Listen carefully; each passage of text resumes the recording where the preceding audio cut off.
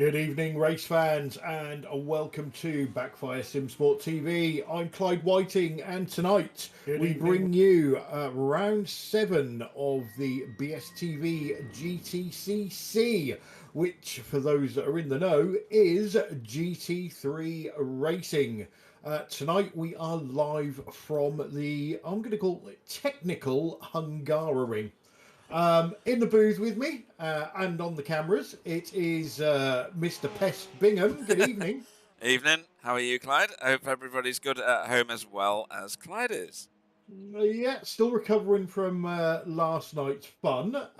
Yeah. But more action tonight with a 90-minute grueler around the Hungaroring. A track that I must say I'm not overly in love with, Pete, but I know there's a lot of people out there that really enjoy this track. It is a very technical track. Yeah. It's actually quite fun. That chicane that we were just looking at a minute ago is quite challenging. I've liked the races I've done around here. However, I've not done that many, so it's not by any means a critical thing. It's just one of those tracks that I've done all right with. The problem everybody's got, sadly, is that this man is here. Yes. I don't mean to put a can you dampener say? on things, but it's just one of those like passion killers, isn't it? You know what I mean? And Marco Nemela's turned up. Oh, all right, then I'll just go home. Well,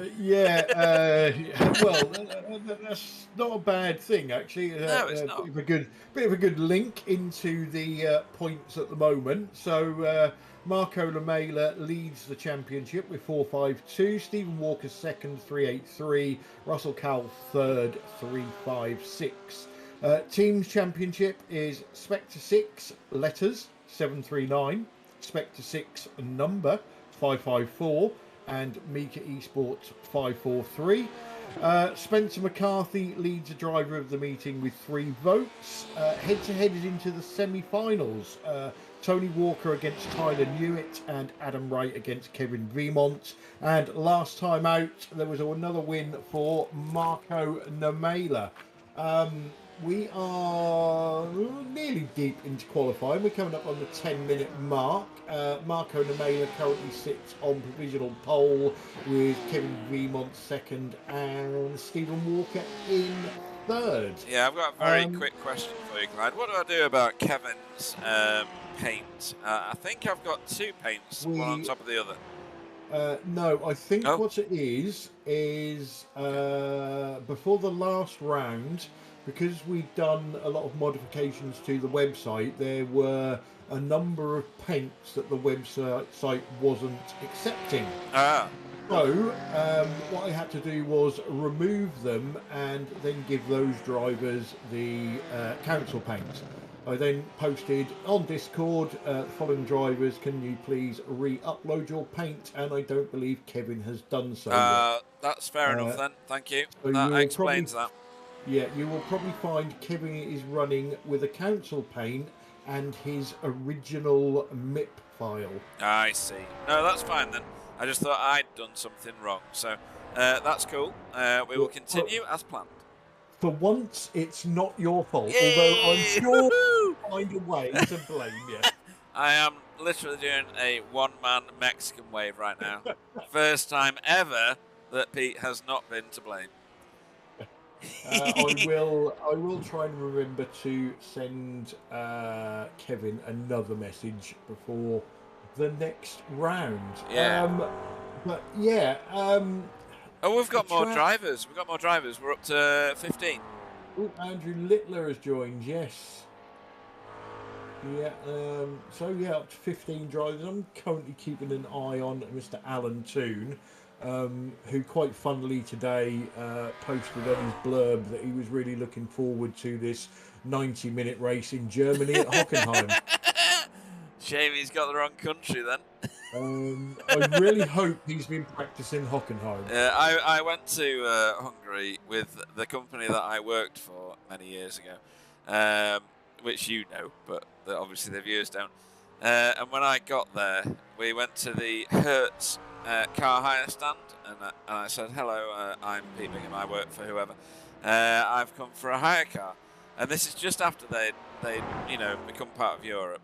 And they said, I see you've hired a BMW. And I was like, yeah, that's what I drive at home. And they went, over here, only the mafia drive BMW. I was like, all right, okay then.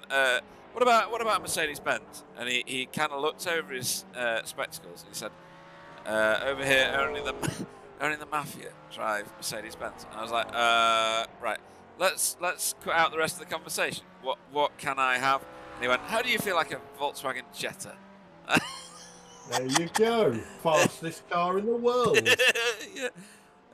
In a spin, but you know all about that, right? Yeah, maybe, possibly. Anyway, where are we? So, no change at the top. Although, what I would say is Marco Nemela is not a second quicker than everybody else. No, he's not. He's 2. Isn't he? Oh no, he's not. He's 0.3 of a second. Sorry, I was reading the wrong one. Oh, say, where are you looking? Yeah, wrong one. I've had 3 pints. Yeah. So in the championship, he is, what's that? That's like 69 points ahead of Stephen Walker. So yeah, then we've got Russell. We're racing Cowell, who's currently 6th in the qualifying, in 3rd place. He's got 30 points to get in the championship. And then Kevin Vimont, who's in 4th in the championship, is in 2nd in qualifying. And then Anthony Jacobson, has he joined us tonight? Yes, he has. Yeah. Yes, he's in. Yeah, currently and 9th. He's been driving very well, hasn't he, this season? He's been doing brilliantly. He's 5th in the championship. He's not missed any rounds. I think he had one bad race, which has put his points back, but he's 50 points off 4th place. He's doing really well. 40, sorry. 50 with a drop score. 50 points behind 4th place. And then the Smiler in 6th. Who I think were on. Tyler's missed a couple of rounds, hasn't he? He has, yeah. I mean, you can't fault that, really, can you? He's done really well in the rounds he's been in. So no challenges there. Team standings, Clyde. We've got Spectre 6, the letters, who are on your screen at the minute, in top spot with Stephen Walker. Yeah, quite a healthy lead as well at the moment. Jesus, yeah, that's a lot. Yeah, and then Spectre 6, the number. None of them on track at the minute. In fact, there's only Matt Elmore in the session. They've got quite a lot to do. They've got, like, what's that, 300 and something points or 200 and something points. There's only 3 rounds left, isn't there, after tonight? So next one, November the 6th, is going to be a corker at Bathurst. Then we're off to Barcelona on November the 20th. And then we finish the season on December 11th at Silverstone. So still a lot of racing to go in this championship, but some of these drivers are going to need to be taking points off of other drivers to be in with a shout at the end as the checkers come out in the qualifying session. Yeah, they do. They've got cool down on this one, so they can finish the lap they're on. So Roger Morton making his way around. Marco Nemela is still on track, but I think he's just doing tyre warming cycles. Driver of the meeting, Clyde, is currently led by Spencer McCarthy, who's not here because he doesn't have a VR set. Tony Walker is in 2nd place, who is here and is currently qualified 11th provisionally. Stefan Goebel in 3rd, who is he here? He wasn't? Oh, yes, he is, yeah. He is, 4th, yeah, provisionally. It's French Simone that doesn't have a headset. What did I say? Oh, Spencer McCarthy. Oh, dear, that's terrible. Yeah. Spencer's probably dumped us again to go out for a beer. Oh, without a doubt. Or just to do his nails or something, you know? Yeah. Bit of manscaping or something. Yeah, I mean, yeah, the best of us do that, don't they? Not. Andrew Littler's still out on track trying to improve. He's actually improving on his lap. He's got green sectors all the way along, but he's going very slowly. Don't understand that. We'll go back to Roger, who has just pitted. So I think we're at the end of qualifying, Clyde. We certainly are. We'll wait for the session to click over and then we'll bring you your official starting grid.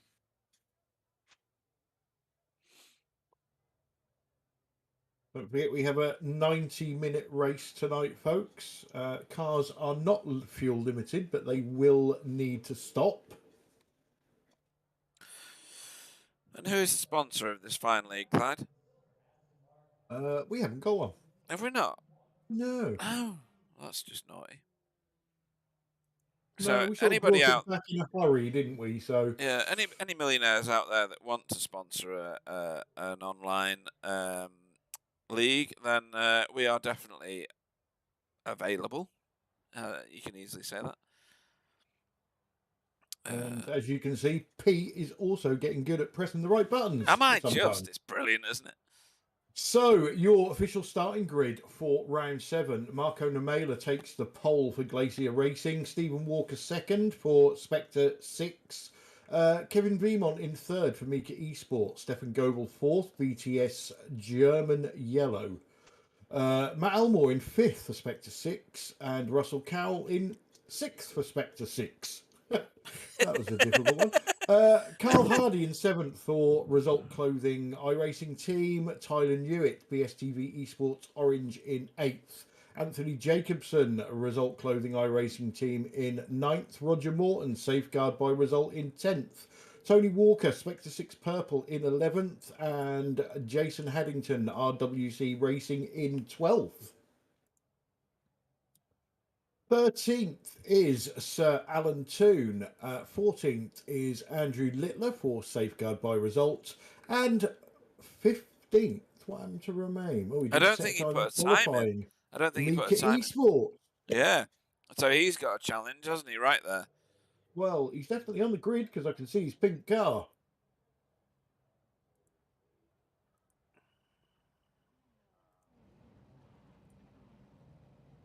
So we've got a...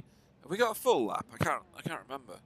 It doesn't look like a full No, it's lap. not, is it? If I do Pop a the bit track of map up. this and do a bit of this, where are they? Oh, right, they're 3 corners away. Pace car leads us away, and everybody sorts themselves out.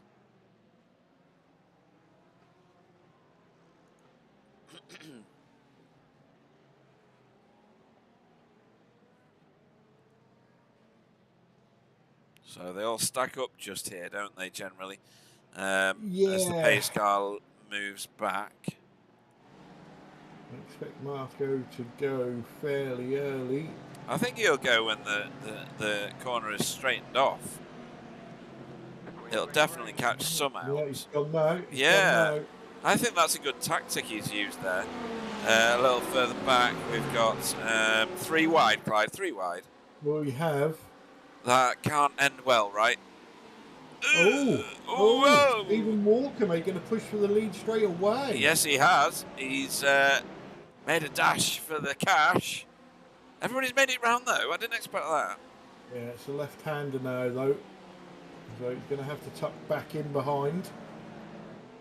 Yeah, he's not quite made it steep, but that's what you need to do with Marco Nemela, isn't it? You can't let him get away. Well, yeah, make him think. So we know he's got iced water running through his veins, but yeah, there may be a mistake in him. You never know. Romain is off already. Yes, he is. Is that lack of practice, do you think? I don't know. Is it a technical issue that he's having that kept him out of qualifying? I don't know. I'm going to do this very quickly. Excuse me.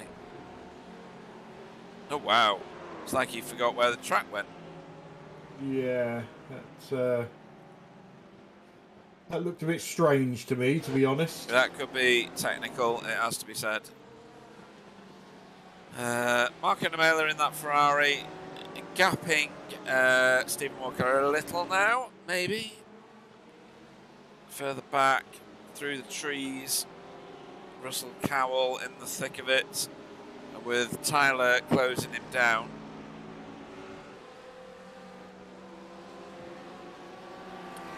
fairly straightforward and pedestrian first lap. Roman Ratto has gone to the pits, Clyde.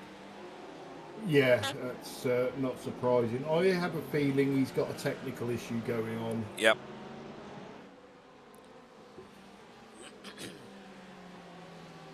Hello to Marco and Amela on the chat. And Matt Elmore says DNF coming right up. So I think Matt Elmore may not have had any practice, Clyde. Yeah, and he's obviously full of confidence. Yeah.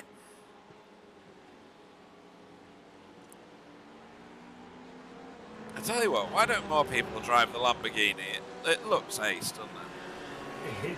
It's a rolling wedge, isn't it? Absolutely, but it's a fast one, and it's got pedigree, hasn't it? It's just such a wonderful evolution of. Do you remember the Countach 5000 when we were children? We all have posters on the wall of that car. If you don't, and you're similar ages to me and Clyde, then what the hell is wrong with you?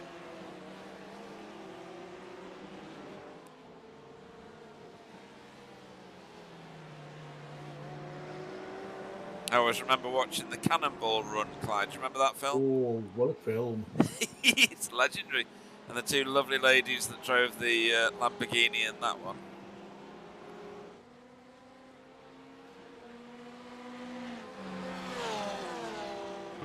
So Mark and Amaya are trying to break the toe, Clyde.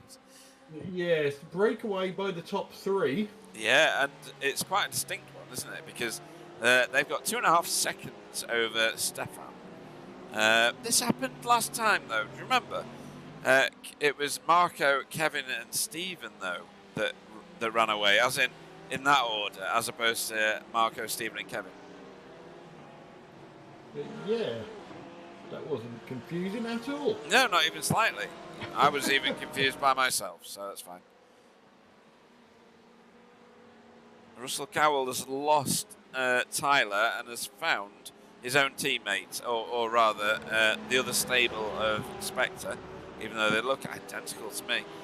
One is Spectre 6, the number, which is the lead BMW there. The other is Spectre 6, the letters, which is Russell Cowell in the Audi there. Yeah, Stefan Gogol in fourth is trying to pull away from that little battle. He's doing a good job of it, actually. He's got over 1.5 seconds now. Yeah, it's just can he do anything about those front three, which I'm not sure of. I don't know whether Romam listens to the live chat, but if you want to pop in and tell us what's going on, or tell us what's going on with Kevin, then please do so. I'll keep one eye on Discord. Well, if it is a technical issue, obviously feel free to come and ask Pete's advice. And be told, put the kettle on. That's the best you're going to get. Stephen Walker just posted the fastest lap of this race, 1:43.03. Track that. Who was that? Ooh, Who was that? Oh, Is that Tony? I think it was Tony Walker. could have been, yeah. Sorry, I had to select every car on the track clearly in order to find the one that I needed. Yeah, I was just going to say, we've never raced here before, so we don't have a lap record. Oh, all right, yeah, of course. We've raced lots of tracks at GTCC, but this is a brand new one, really, isn't it? In comparison to the time that we've been the sessions that we didn't run GTCC. Yeah. So Stephen Walker has closed down this gap quite effectively. Actually, he's 0.6 of a second. It was nearly a second not that long ago. So he's doing a good job of minimising the impact. Yeah, he's staying with him, isn't he? Yeah. They all three are still pulling away from Stefan, who in turn is pulling away from Matt Elmore now. Matt Elmore must have got past Russell Cowell.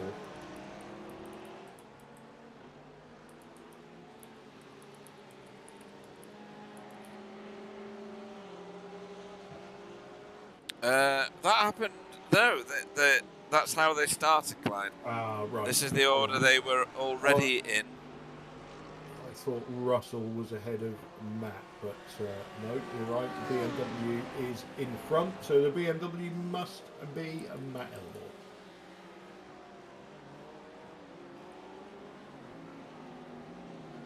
I expect Tyler to get quicker as the race goes on. Right. I would guess that he has had zero practice because he would have been putting all of his practice into last night's V8 race. Yeah, and he did extremely well, didn't he? A third position. No, have I just lied?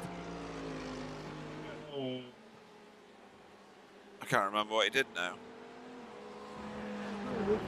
He did get a third in the first race. Yeah, it? no, that's right. Yeah, first race. And then was he nowhere in the second race because he did a jump start? Oh, that's right. Yeah, he has a new set of pedals and was getting to understand how they work. Is the best way to describe that, right, Klein? Yeah, or maybe how they don't work. Or that. Yeah, let's go with that. Oh, Stephen's starting to put some pressure on Marco now. Very much so. This is the second closest set of positions on track. I'll just quickly switch to this one because Roger Morton is putting pressure on Jason Kiley Haddington. I sense a spin coming on. Yeah, Roger only signed up for the series today. Did he really?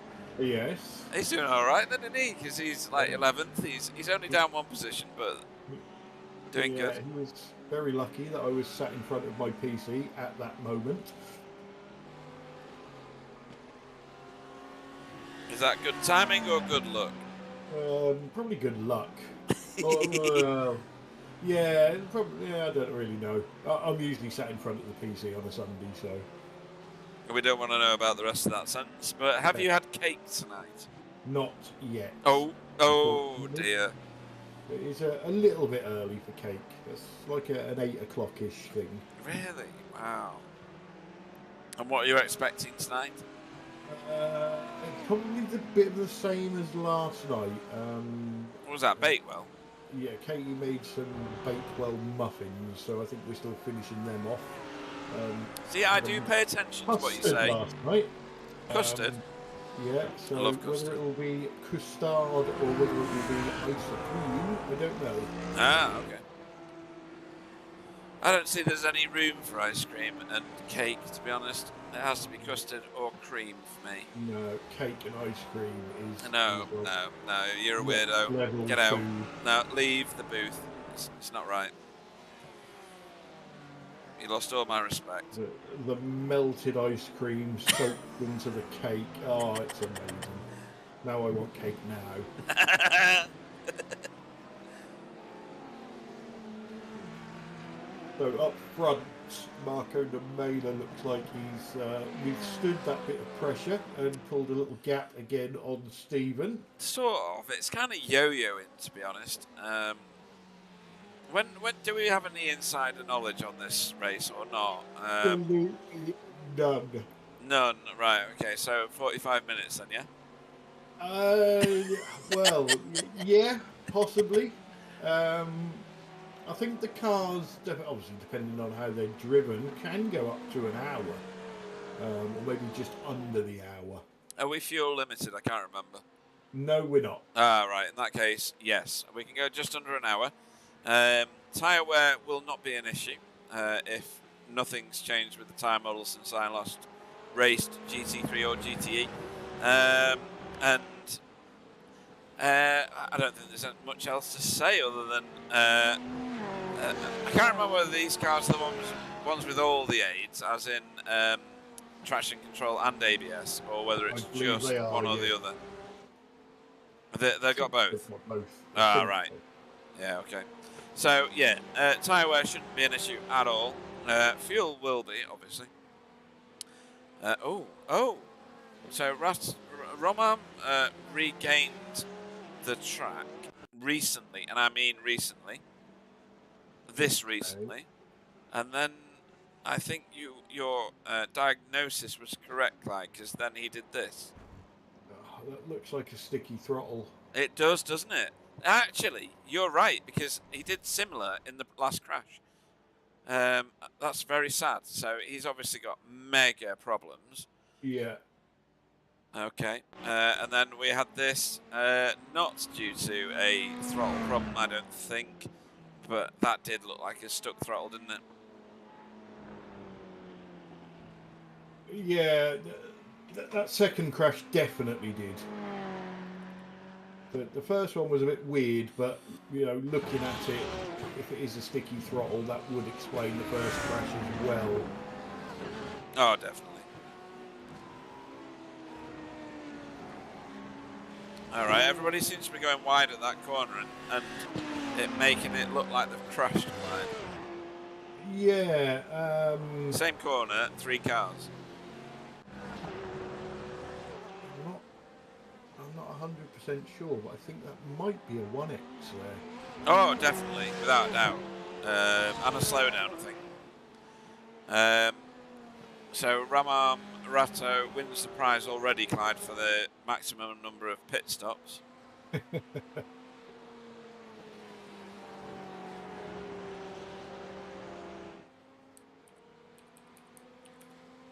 Even Beamon just hanging on to the back of this. Where is Kevin? There he is. Sort of. He's a second and a half off the back of Stephen Walker. Stephen Walker's kind of holding station at about 0.8 of a second behind Marco. The real battles are further back, but this one I don't think is going to come to much because it's a bit blue on blue, this, isn't it? Dark blue on light blue, would you say? Yeah, Tyler behind them wants to see them side by side. Yeah, definitely.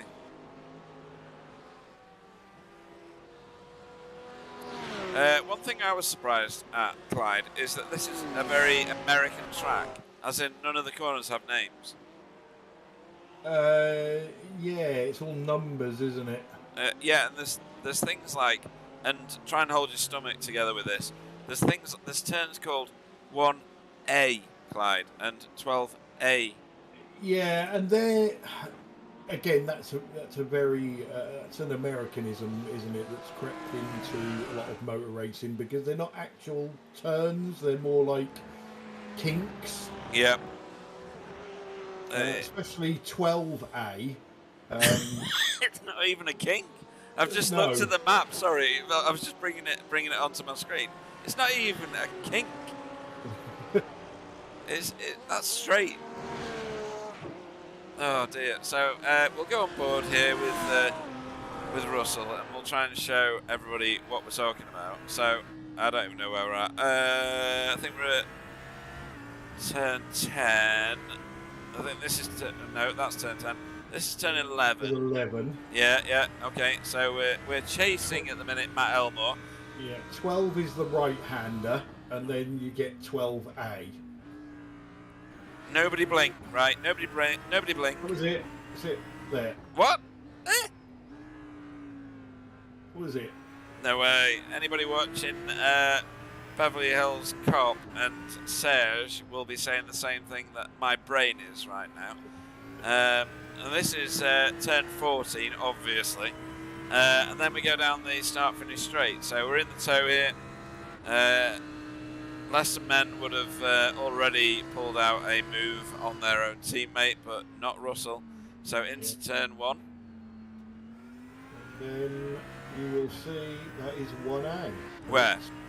Show me. We're in it now. No, what? Then we've got this long horseshoe of turn 2. He's closed up quite well there, actually. There's an overtaking opportunity here. Turn 3 is flat, as in flat out. Oh, his teammate's gone. Ooh. Whoa! Where did he go? He's gone way back. He's history. He's gone into the wall. That's where he's gone. Yeah, we'll look at that again in a minute. Russell's laughing. So we're in turn 5 now. We'll come back to that.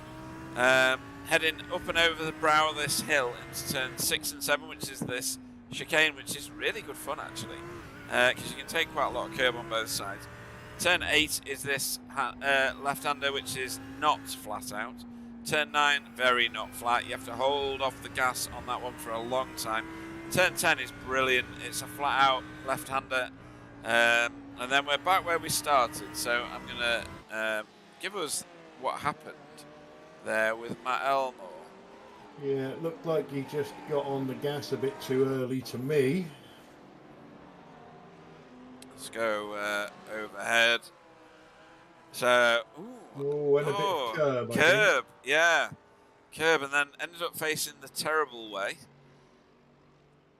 That's going to be a lot of damage, though, isn't it? That was a big hit. Well, there's no bonnet on that car. I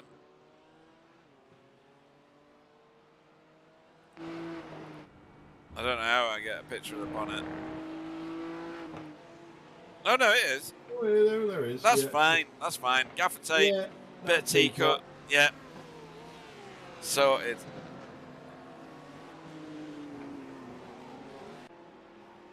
Sure, I just saw Carl. Oh! Oh, everybody's at it.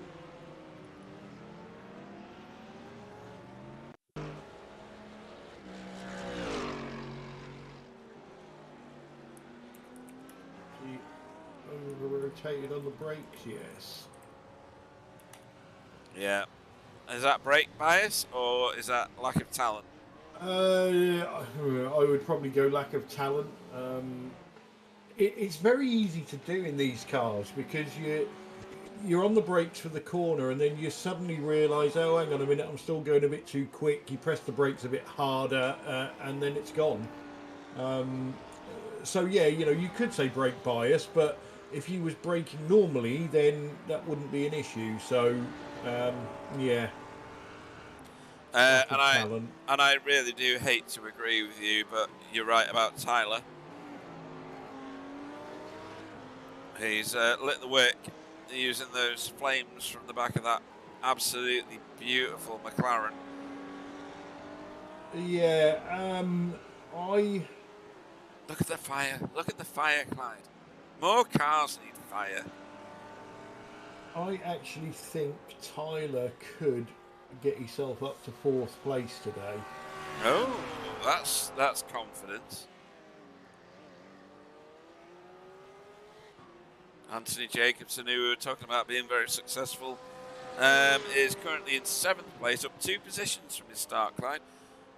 Not the furthest forward moving individual. That is Jason Haddington. Yeah, Anthony there just put in his fastest lap of the race as well on lap 11. Oh, right, that's very good.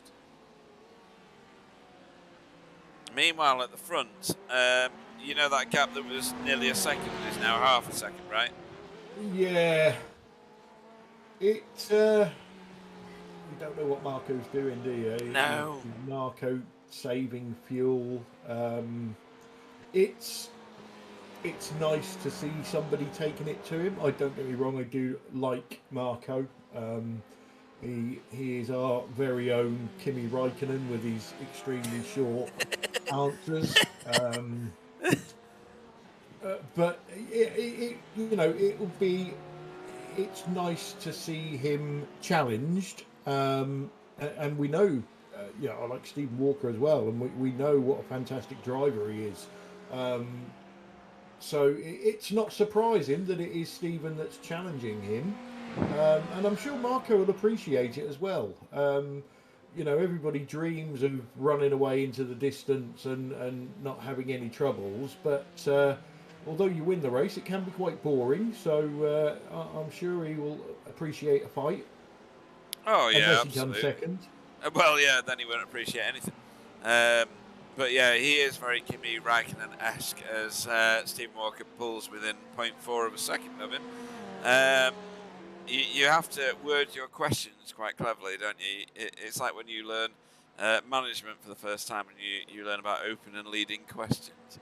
Ask a question that requires more than a yes or a no answer, and you might get something interesting out of Marco. Yeah. You spend like 2 minutes asking him a question, and he goes, "No." Yes.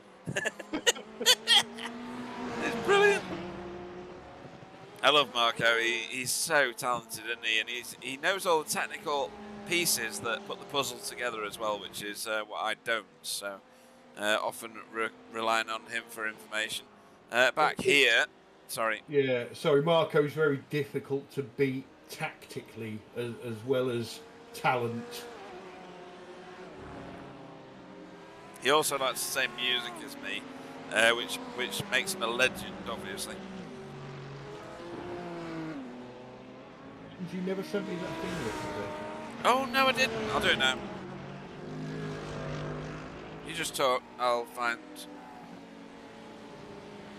Tony Walker putting pressure on Roger Morton.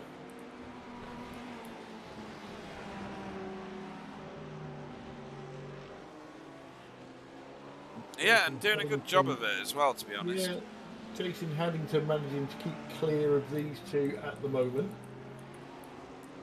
He'll be looking in his mirror hoping to see them side by side so he can scuttle away up the road.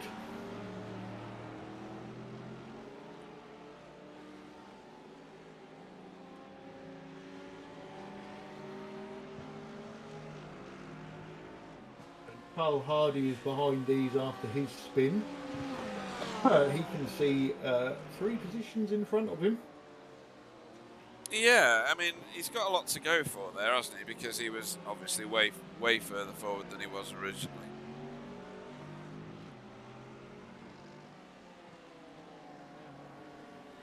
Yeah, just looking at Tyler at the moment, he really needs to get past Russell Cowell so that he can give chase to Stefan Goebel.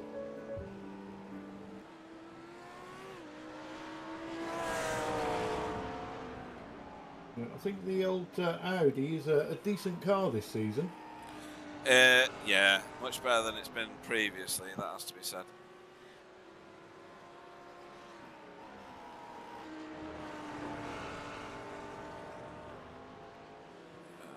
So if I copy that and put it in your chat. That's not your chat. There we go.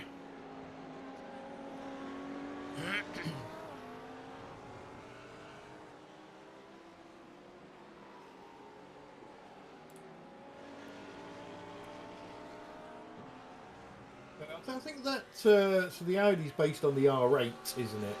Oh yeah. And I think it's quite a mean-looking race car. But as a road car, apologies to anybody that's watching, listening, that has actually bought one. Whenever I see one, there's a few expletives come out of my mouth when I see him as a road car. How's that? I don't know. People just don't look right driving them. I can't. Well, you know, I don't even know what that means. You know, there's cars out there that you associate with. That's a lady's car, or that's a man's car. You know, like a VW Beetle, for instance. Yeah. You would say is a lady car. A Mazda is a lady car. No, it's not. Excuse me. Obviously, an Audi Q5 is a very manly car. But the R8... If you're a hairdresser, then yeah. I think it's like a cross-dresser's car. It doesn't know whether it's a man's car or a lady's car.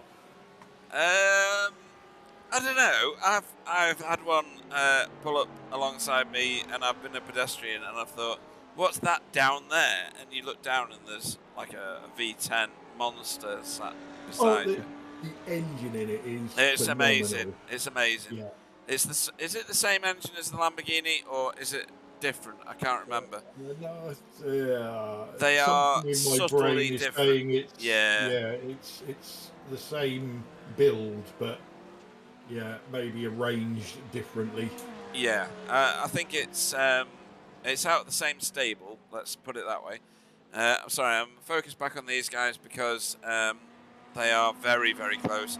Stephen Walker has better lines into certain corners than Marco. Whether that's by design of Marco or not, I don't know. Maybe it's the Ferrari's handling. I'm not sure. I do know that Stephen's closing in ever so slowly. I'm going to switch back to back here where we were some time ago, because Tony Walker is slowly closing in on Roger Morton again. Very similar situation to what we've got at the top, to be honest. A Porsche closing down a Ferrari. But no, the Audi and the Ferrari, they're so similar apparently that you wouldn't know too much about it if you were sat in one. In terms of performance, obviously the look would be very different. Yeah, obviously these days Lamborghini owned by Audi. Yes. Yeah.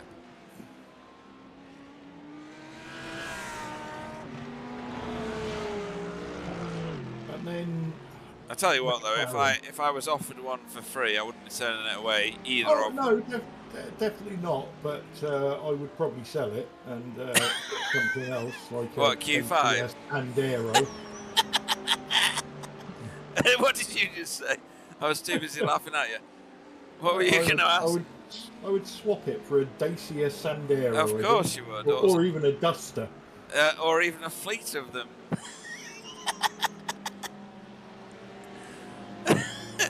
Funny stuff.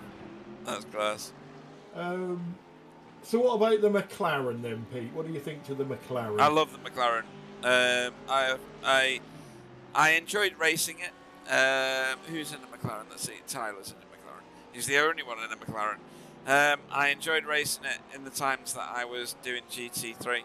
I think it's back then it was really grounded, and you could it did what you asked of it. It turned when you wanted it to, etc. Obviously, I wasn't as good as others. I did have a couple of official race victories in it, but that was probably with the Wintergatan League. And I just find it such a wonderful shape, and the fact that it's got flames coming out the back, there's nothing better, is there? You know, it's just amazing. Don't get me wrong, I love everything McLaren. I find, what is this one? Is it the 720S or something? Isn't this like a 12.4 or something? P412. Yeah, right. I could be making it up. It just looks a bit, I don't know, like a toy car. No, what's wrong with you? It's no, just too good. No, you got it all wrong. It's like all the good features of a Lamborghini and a Ferrari, and all the good features of an Audi and a Porsche, like pushed together gently into an artistic form which travels at ridiculously good speeds, but it has flame coming out the back of it. That is the defining factor. Yeah, there is that. I'll give you that. And I don't know why. I don't know why it's the only one that does. But yeah. All right. What about the Porsche then? Who's doing well and driving Porsche? Or should I say the Beetle? My dad, when he was alive, used to say that a Porsche is just a fast Volkswagen Beetle. And I've never heard anybody say it till you just said it then. I do like Porsche. I desperately want to buy one because of all the supercar brands, it's possibly the most affordable of all of them, and therefore puts it within a window that I can one day achieve. I told you, I think, that I saw a 911 GT3, sorry, on the forecourt of the Porsche garage near to where I live. Did I tell you what the value of it was? You probably did, but I forgot. It was £215,000. Not too bad. So about this exchange rate at the moment, about $8. Yeah, it was just a wonderful machine. It was black. It was that green that like burns your retinas as well, and it was just such a magnificent machine. And Porsche's got such a caliber history, hasn't it? What a magnificent car it is. We've just had something incredible happen. Sorry, I'm just going to switch away. You can tell me about your... Oh, he's already had a crash at this point. Oh dear. Matt Elmore again, is it? Twice. Yeah, the second one. This I thought was the bad one, but apparently it wasn't. Apparently this was the bad. Oh no, he's already crashed again. Sorry, I must have missed a massive crash. We've already seen him crash once. That's where the damage came from. Oh yeah, he's been off. In that case, oh, this was the original one. Sorry, Yeah. he's been off 5 times, Clyde. Okay, just have a look at. Well, we have got one driver in double figures for incident points, but can't say who it is. No, we can't mention that because once we did, and it may have affected the race. That's the same corner he spun the last time. Carl Hardy is addicted to spinning at that point. Are you sure that's a different spin? I That think looks it like is. the same one. Hang on, let me scroll up. Oh no, I think you might be right. Yeah. Matt Elmore has entered the pits and left again, and then entered the pits and left again. Okay. So a lot going on there as Carl Hardy's getting very close to these guys in front. So at the in front bit being Tony Walker and Roger Morton. Oh, Tony Walker. Nice overtake, actually. I'll tell you what, Tony Walker is growing in confidence each race. And he's growing in my respect each race. He's doing a brilliant job. I mean, that was...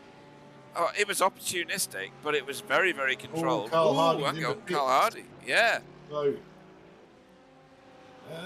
no, that is that a little bit shy? I don't think so. I think that's probably the earliest possible pit stop. Okay. There's Romam's pink Porsche. Breast cancer awareness. Paint livery on the Mika Esports Porsche. Yeah, which leads us nicely back to Porsche, doesn't it? It does. I'm not a lover of Porsches. Why? What? Because Surely they all look the same. No, they don't. No. They do. No, the 911. Unless you know about Porsches, Oh well, they yeah. all look the same. But that's you could say that about Ferrari. No, Ferraris look totally different. No, they don't. How can you say a Go on.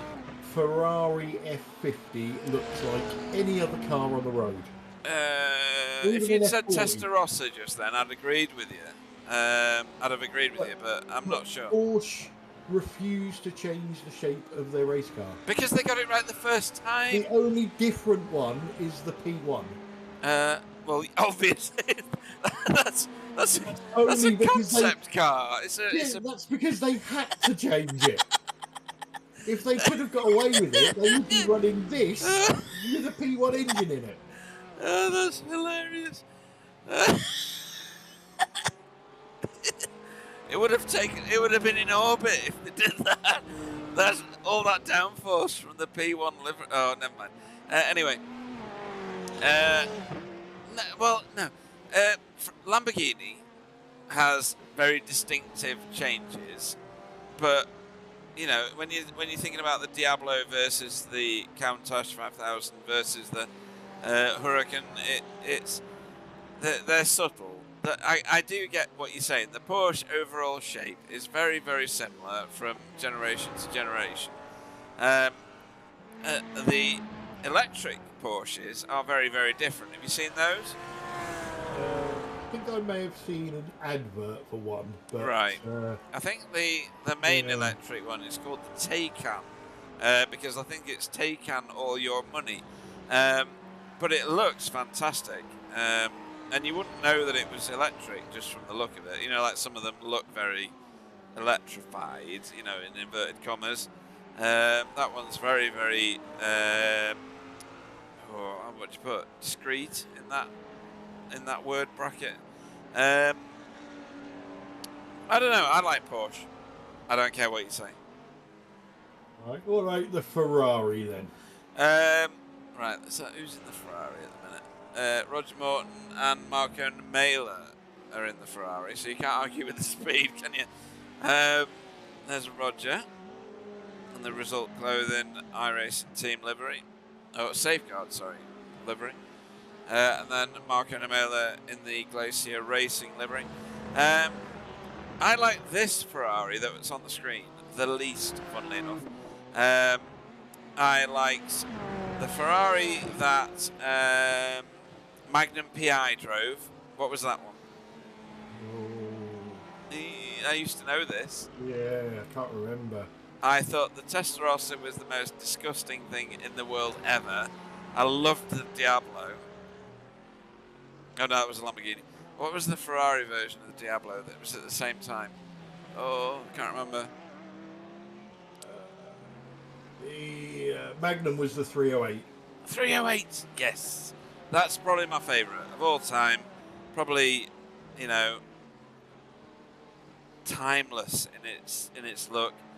I think that probably my favourite of the supercar builds of any of the manufacturers has to be the Lamborghini Miura. So if you want to just quickly Google that, folks, it is a gorgeous vehicle. Don't know if I agree with that, to be honest. Really? Yeah. Ferrari's a weird one for me. As a car manufacturer, I don't know. I just can't take them seriously because they continue to bite their own limbs off, and you know, just some of the things they come up with are just unbelievable. But they did make my favourite car of all time. Who, the Ferrari you're talking? Yeah. So who was which was your favourite car ever? The F40 has got to be... The Ferrari F40? Yeah. I'm going to have to Google it because there's I so like many. the F50 as well. Really? That's a plastic fantastic, right? Yeah. It looks sad. It looks like I wish I'd been designed better. No. Is that an age thing? Is that a generation thing? Why is my Elmo's letting people go there? That's fine. I don't know. The best looking car I have ever seen is an F40 in yellow. Right, we can't get into. We're not allowed to get. Ferraris should be yellow. Right, we need to stop talking because we had an argument between me, Gary, Craig, and my other friend Kerry Gray about the original colour of a Ferrari. You haven't got. Well, I haven't got friends, but never mind. And it transpired that Gary stated that the original colour of a Ferrari was yellow, and none of us could believe him because the majority of Ferraris were obviously red. Let me post this to you, which is the... Why won't that post? What the hell? There we go. There you go. That is the most fantastic race car of all time in your Discord chat, Clyde. And Gary said it was yellow. Everybody else said it was red. We all abused him for a number of hours and a number of beers, and then one of us eventually Googled it because it was way back at the time when mobile phones were a new thing, and it turned out that yellow was the original colour for a Ferrari, but you can't tell Gary that ever because you've only got to look at the badge. No, you don't have to look at the badge. It gives it away. No, you don't have to look at the badge. Because if you looked at the badge, then Lamborghinis would be black and Porsches would be golden red. All Ferraris should be yellow. That's end of story. Have you seen the photo of the Miura now? I have, and I seriously think you need to go to Specsavers. What? It's the most beautiful thing ever created by a human hand. It looks like that car that they drove in Wayne's World. Hang on, let me find that because it was a very famous car, wasn't it? Wayne's World car. Oh.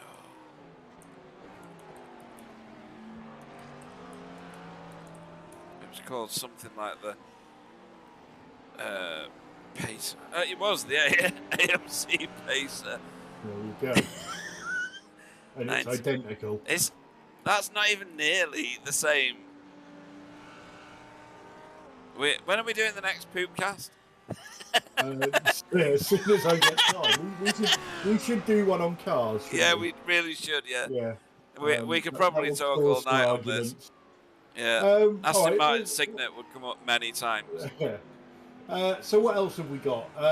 What about the Merc? So Carl Hardy is in that. Yeah.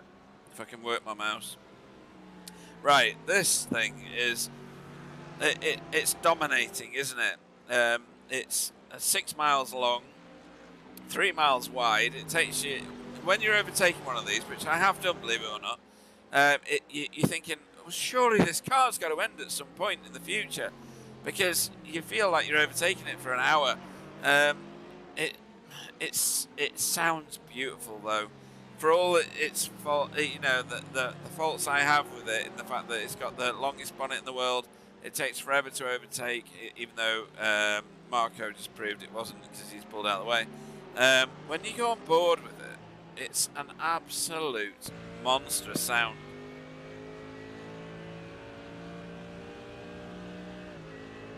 And it doesn't sound like it's actually making any effort.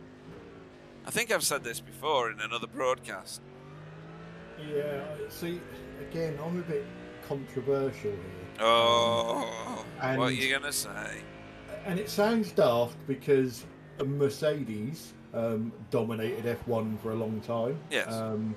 They do make some fantastic racing cars, but Mercedes to me are like not limousines, but what? Like government official cars. Oh no, yeah, I get like that. Not race cars. But I know your favourite car of all time really is the Bentley Continental GT, right? That would be if somebody said to me, pick a race car, you can have it. I would go for that purely on the sound. Does it sound that different to the AMG Mercedes? No, I would say it's probably similar, but I don't know. It's like the AMG. It's a throaty. It sounds like it's noise. It sounds like it's when you're a kid and it's doing that raspberry thing. Yeah, it's doing. It's one of those. The Bentley, and I suppose the AMG as well, is one of those cars that you can stand with your back to a racetrack and know when one of those goes past. Hell yeah. You don't have to be looking at it. Yeah. So does that mean you like the Mercedes or you don't like the Mercedes? I like the sound of the Mercedes. I like the look of this Mercedes better than the previous one. Oh, yeah. I'd agree with that. It still doesn't look like a race car to me. Mercedes, you remember the 1980s Mercedes S-Class? The soft top one? Yes. That would be my all-time favourite car to own because I can see myself top down, cruising around in that, beautiful, that ruby red colour that came in. What a classic design and shape, and I just find that an amazing car to potentially own one day. Yeah, and I suppose you can go top down now. You've got no hair, so. Well, it would have been better with the hair. It would have been flowing and flying in the distance behind me. It would have been beautiful. Ask Marco Mailer about it. You would have looked like a lady. Speaking of which, he's stretched it out, Clyde, to a massive 1.1 second. The biggest gap of the evening. It is. It's come down already to 0.9. Oh no, gone back up. It's yo-yoing. When are they going to pit? Where are we at? We're at 46 minutes. Yeah, it's going to be in the next 10 minutes, isn't it? Yeah, we've had a few visitors already, but visitors for the wrong reasons. Carl Hardy, Matt Elmore and Jason all pitted for incidents. Andrew Littler has not pitted, but he's way back. Sir Alan Toon is still Is he still circulating? His time stopped. No, he's stopped, hasn't he? No, Alan's still Is he? going. Is he? Yeah. Oh, he is. Oh, that's good. I love that paint job, by the way. Is that Connor for green and yellow, is it? Yeah. Yeah, lovely. He's got out of the way of that Porsche. Okay, well, let's And see let if we can Anthony get... through. Oh, Sorry. I'm just watching Stephen Walker then, who's looking interested in Marco. That gap has disappeared again. Yeah, it really is yo-yoing, as in it's disappearing and reappearing very quickly. Tyler is really now starting to put the pressure on.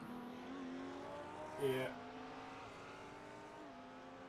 Can't believe you don't like the Lamborghini Miura. It's just gorgeous. Well, let's talk about the Lamborghini, shall we? Yeah. So, I love Lamborghini. I love the fact that they do absolutely bonkers cars. Yeah. I love the fact that they also make tractors. Yeah, that was what they started with. That was their original business. Yeah. And you know, they're not frightened to make a car look like a fighter plane. Oh no, they're absolutely up for that. I love the fact that all their cars pretty much look like door wedges. Have you ever seen the people carrier version? No, I haven't. No. Oh my god, it's massive. No, hang on, let me find that. How do you spell Lamborghini? It's weird. Lambo. Yeah, I love the Aventador. Sorry, that was the first thing that came up on my search. Oh yes, I have seen it. Yes. Have you found it? Have you? About now, yeah. It's a monster and it's massive. You think the AMG Mercedes takes a while to get past you? That thing's just enormous. Is it the it's handily called the Maisto, the M39519.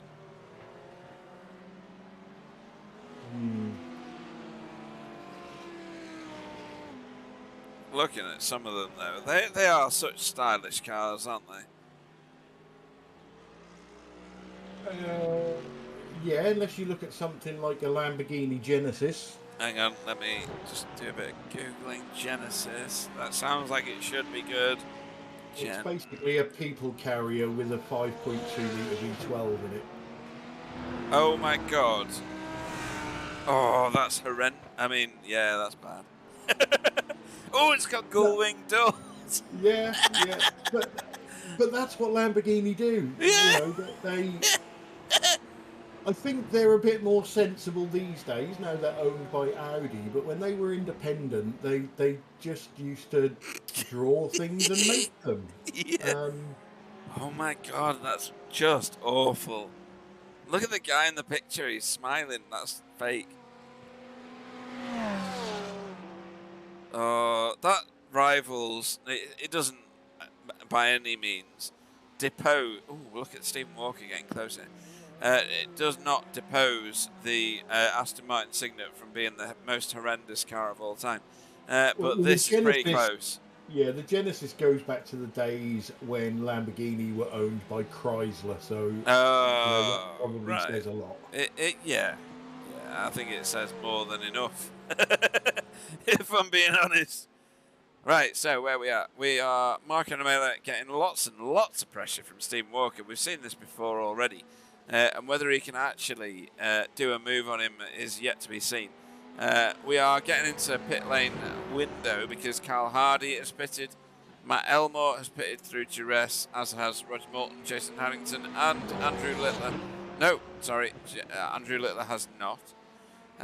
He's yet to pit. So the good thing here is we are, 51 minutes into the race, and Marco Namela still has a car behind him on the same lap. Yeah, I mean, Kevin Viamont, I'm surprised at, because he's dropped back quite a significant margin, hasn't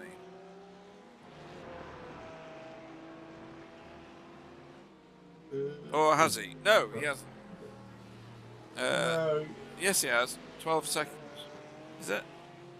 Kevin, yeah, 12 seconds behind Stephen. So Stefan is now catching Kevin. Yes, but very, very slowly. And it's a massive gap. Yeah. 15 seconds back to Stefan.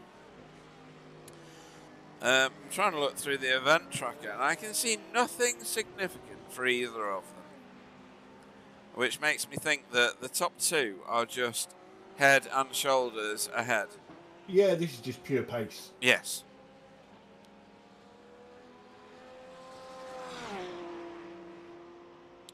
Oh, we have a drive of shame Oh. for Sir Alan Toon.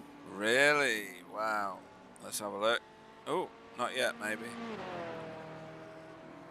Has he yet to serve, has he? I don't think he's been in yet. I'm still seeing a black flag for him. Tyler is really pressuring Russell now as well.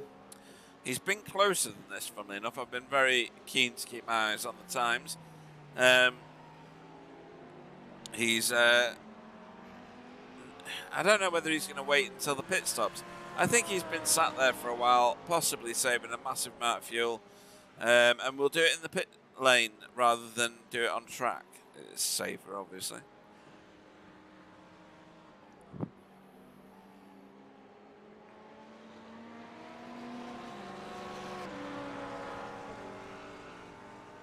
It's the... Is it... Oh... Is this the MP412? Is that the car that we're looking at? I believe so, yeah. Yeah. Sorry, my brain's just worked it out. The 720S is the GT4 version, I think. Oh, right, yeah, okay. A visitor, a furry visitor. Oh, right, which one? Dave? It's Shelby. Shelby, right, okay.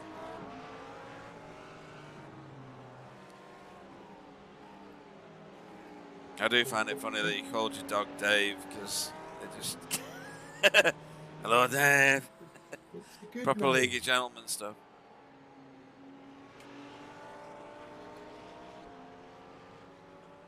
Can you stop licking the buttons? Pete's job. Yeah, believe it or not, folks, one of the least surprising things is when Clyde asks, Dave, can you stop licking my fingers?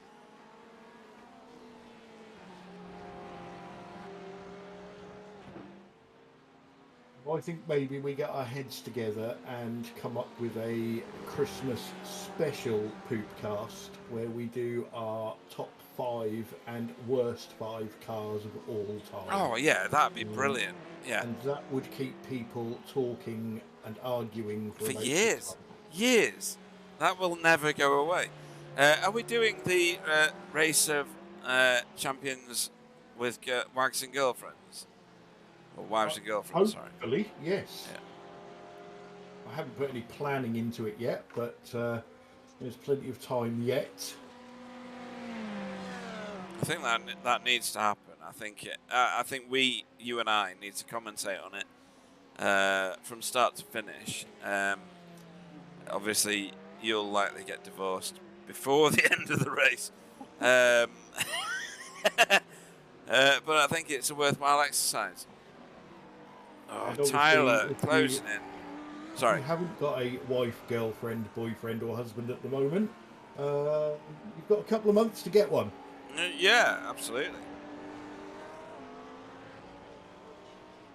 How many people do you think will cheat? Yeah. And say, yes, Dorothy's driving. Why is she just on a faster lap than Max Verstappen? Yeah.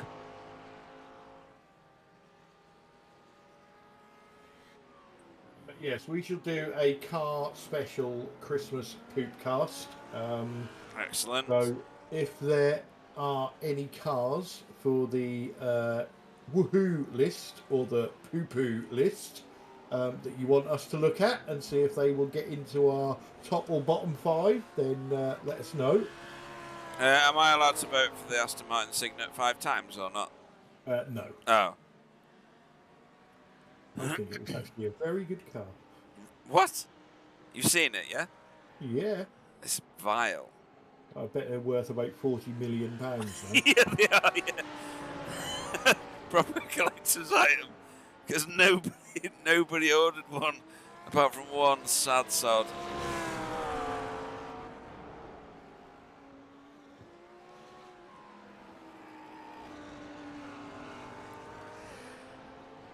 So 57 minutes now. The top lot must be thinking about pitting, surely. Well, we've had no visitors back to the top 8. Yeah, I think Tyler's probably been saving quite a bit. That's what I was saying before. I think he's going to wait and do it in the pit road, because why bother locking horns with a Russell Cowell on track when you can get it done in the pits? Oh, we've got a suggestion already, Pete. Get Googling. What's that? MG5. Victoria Wilcox. I really should have put my glasses on because I thought that said Victor. And then I was going to say, we've got a Victor the Inflictor. But sorry, Victoria. So Victoria is my girlfriend. And she's got an MG5 EV, so you're not allowed to say bad things about it, Clyde.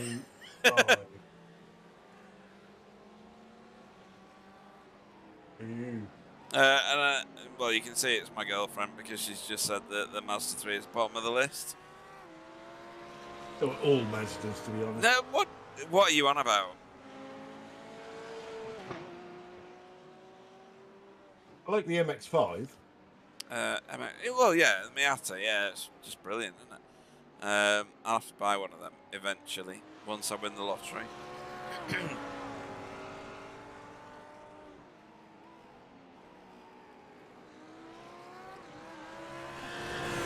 Is yours the 3 then, is it? Not the 2? Yeah, mine's the 3. Hence Victoria's, isn't it? hence Victoria's message on the chat.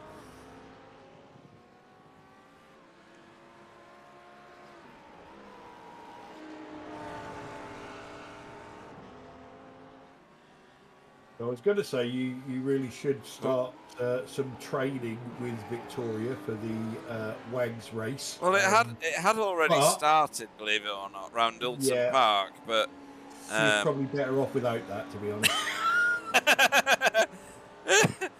Yeah, leading her astray. Here's how to crash, Pete Bingham style. Put little Gary round instead. Yeah. Wee Gary. Yeah.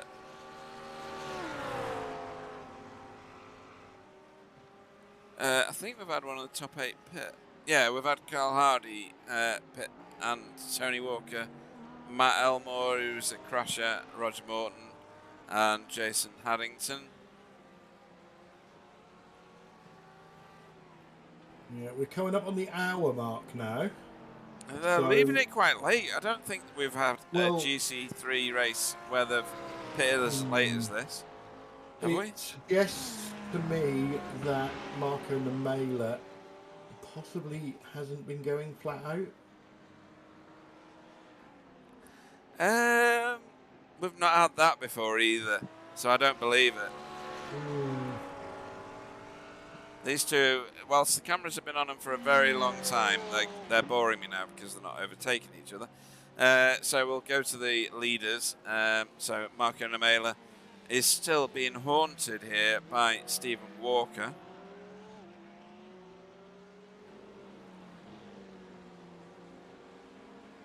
It has arrived. Oh, what have you got? Have I really got to answer that? A debate, well. Did we not have this whole conversation? Yeah, we did, yeah. But I just want to look. I just want to put myself through a little bit of torture. Is it Bakewell? It is. It is. Is it with custard? No, it's with ice cream. Oh, then I'm not that jealous. No, but go on. It's not just any ice cream. Okay. So, do you like Angel Delight? I used to. Once upon a time, yeah, that was the stuff you mixed up out of the packets, wasn't it? And it tasted bizarre. Yeah. So butterscotch is obviously the best ever. Yeah, of course. Closely followed by strawberry, and they are now doing Angel Delight ice cream. That's just weird. It's amazing. Have you not got diabetes? Yes.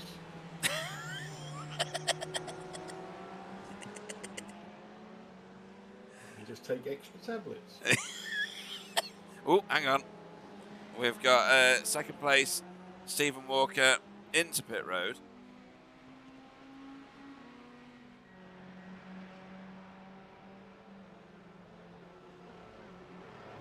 There will be no tyres taken as he passes the breast cancer awareness liveried car of Roman Ratto. Fuel only for Stephen Walker. Kevin Viamont also into pit road, but we'll focus mostly on Stephen Walker. Yeah, the rush is going to happen now, isn't it? I think so, yeah. I mean, they're leaving it very late either way.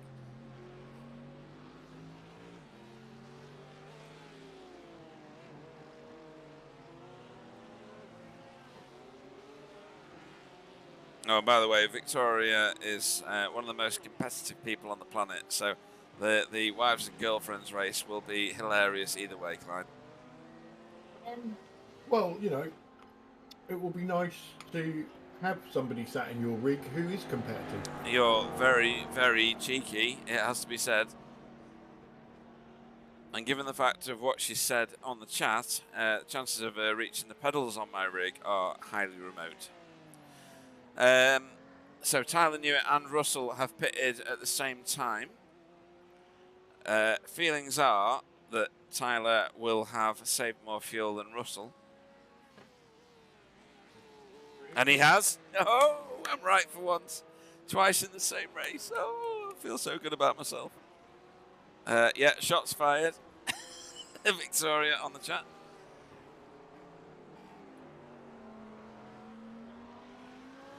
Is she taller than Gary? No. No, come on. I'm serious. She's like 1 inch shorter. Oh, Mark and Mailer has just entered pit road. So you're right. Everybody has been in apart from Anthony Jacobson, who's probably on his way in now because I think his fuel is going to run out. Victoria says everyone's taller than Gary.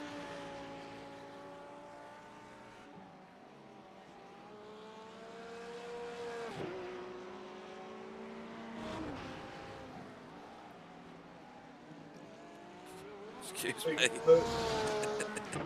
The worrying thing now is if Victoria is actually shorter than Gary. Yeah. I now imagine in my head that she's orange. Oh, an Oompa Loompa? Yeah. Oh, absolutely. Which probably means if I ever meet her, she's going to beat the crap out of me. How's that work? Because you've said it? Yeah. Oh, right. In that case, yeah. You're dead. She says she's more of a Smurfy blue.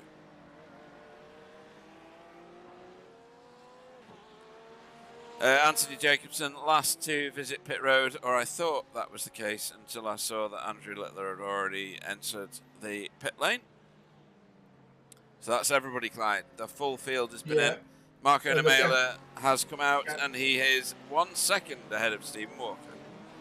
Yeah, and so I was just going to say the gap at the front didn't really change, but then there was only a 1 lap difference in the pit stop, wasn't there? There was.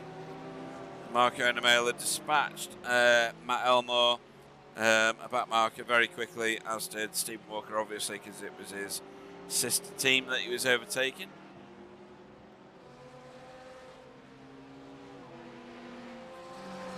So, can Tyler Newitt get 14.4 seconds on Stefan? It's 10.6, but I don't think that McLaren is capable of 88 miles an hour and a time warp, as per the DeLorean in Back to the Future, but he's certainly going to give it a good go. He pitted only 1 lap later than Stefan, so There's no benefit to it, to be honest. It's fairly balanced across all the cars at the moment. Our earliest pit stop car at the moment is Matt Elmore back in, he's just moved forward actually into 9th, after passing, or nearly passing, Anthony Jacobson. This is actually quite a good battle. I'll show it as a replay so you can see it from the very beginning. Too wide. You would think the move was done, however, into the chicane here at turn 6, and Ooh. well, he turned him, but he straightened him up again, so that's fair. Awesome. And off they go again. So that was that. And Stephen Walker's caught our race leader. He's 0.8 of a second behind. Kevin Viamont, though, is 30 seconds behind Clyde. A very, very big gap. That is massive. And not something that you associate with the Mika Esports boys, is it? They're super fast, No. and usually way up at the front. And for these two to have dropped Kevin, it's quite significant. Matt Elmore leaving the pits now. You should see him somewhere out of pit road. Is he up the hill? Replay we won't. Oh, not on a replay. Very good. I'm new to this. Oh, hang on. So this is 4 position. Matt Elmore on Roger Morton. And Jason Haddington not that far behind. Who could mop up a couple of positions if this goes terribly wrong. Only one BMW and one Audi and one Merc in the field, Clyde. Yeah. Everybody's gone Porsche or Ferrari. If people are mad. What would your car choice have been, believe it or not? I would have gone Ford. Oh yeah, there is a Ford, isn't there, of course. That was what Wobbly normally drives. Excuse me. Oh, that was a let go on Roger Morton's part. So we'll go back to the front of the field.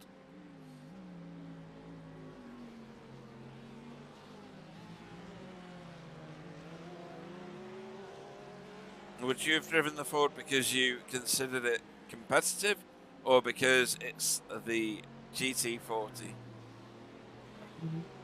I wouldn't have been competitive whatever car I was in, but I just think it looks fantastic. Are you ready, Clyde? Go on. It happened. It happened. Ooh, that was a sudden stop as well. It really was, and that'll have shaken his fill-ins out, won't it?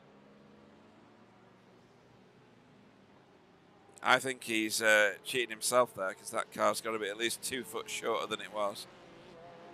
Well, I'm glad in a way, because probably 2 minutes ago you mentioned Jason Haddington and said he wasn't that far behind, and I almost said, and we haven't seen him spin tonight.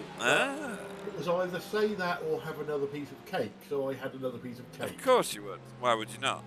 And then he spun. Yeah. So Marco Noela ekes out a 1.1 second lead. He kind of diamonds the corners a lot, doesn't he? Yeah. And you think, oh, the car in front, the car behind is catching him. No, that's just the line he takes, because his 1.1 second gap is now a 1.2 second gap, and he's just past Carl Hardy as a back marker, and we'll turn into turn 1 maybe. Oh no, I was going to say before Stephen Walker passes Carl as well, but Carl's let him go also. So this is the closest battle on track, because everybody else is separated by more than the 1 second that you see before you.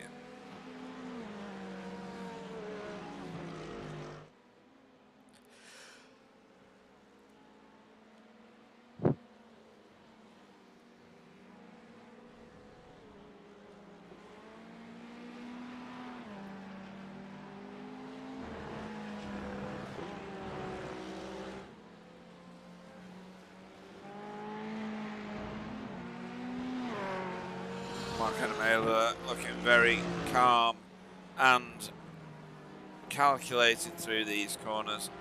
Not much in the way of incidents or offline risk. On board with him now. Steering wheel's on the wrong side of the car, isn't that right, Clyde? Certainly is, yeah. Ferrari, yeah. Ferrari on Ferrari. Holds the inside line there. Makes himself known to the car in front with the flashing lights, which should be banned. And then off down the start-finish straight. So, folks.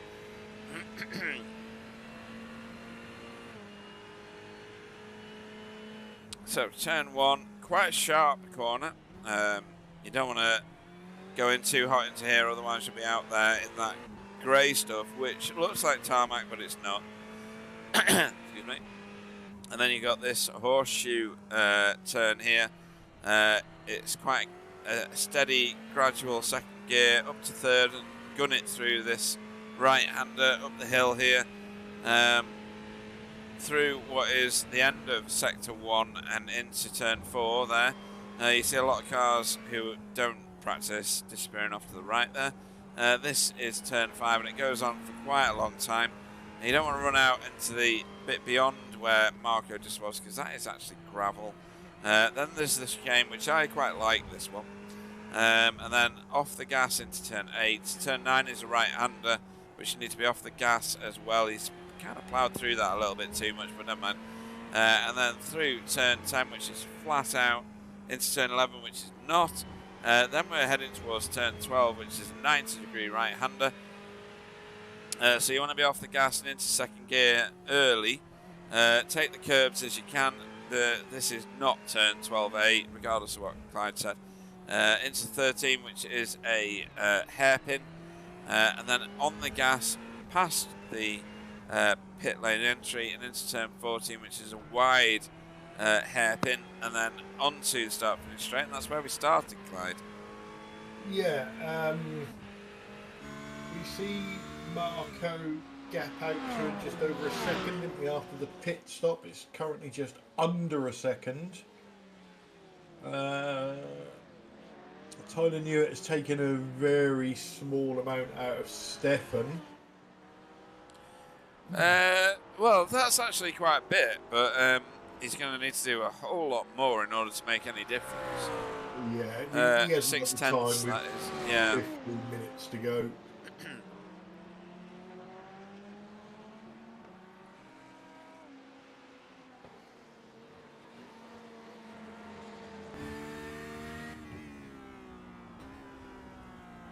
Sometimes chasing a car can be beneficial because they will brake and you can brake just maybe a bit of a second later than them. Get on the gas a bit of a second earlier than them, and they do all them to slow you down. Yeah, exactly.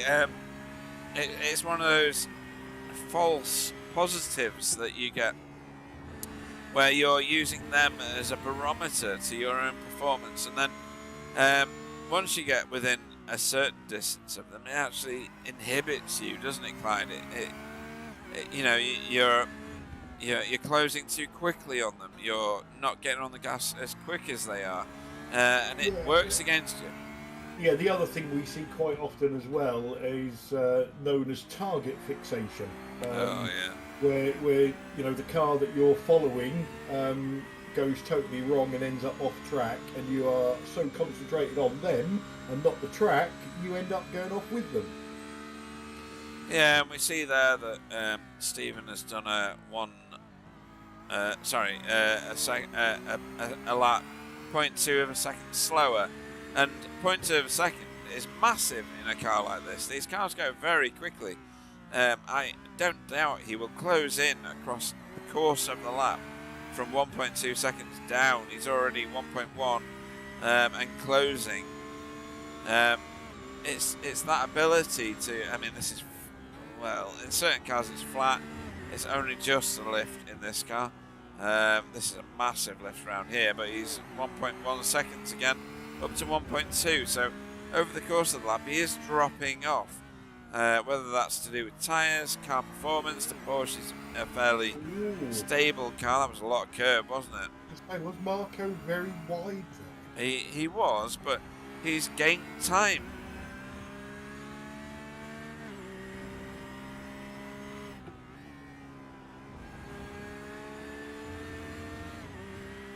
Tell you something else. We've had a lot of drivers with drives of shame. Well, they've been through the pits. Yeah. So you're talking Jason. Jason Haddington, Alan Toon twice, Anthony Jacobson, Roger Morton, Matt Elmore.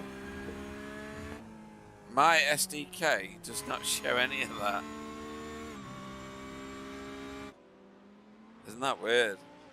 And with 12 minutes to go, we've also got a number of drivers in double figures closing in on a drive of shame.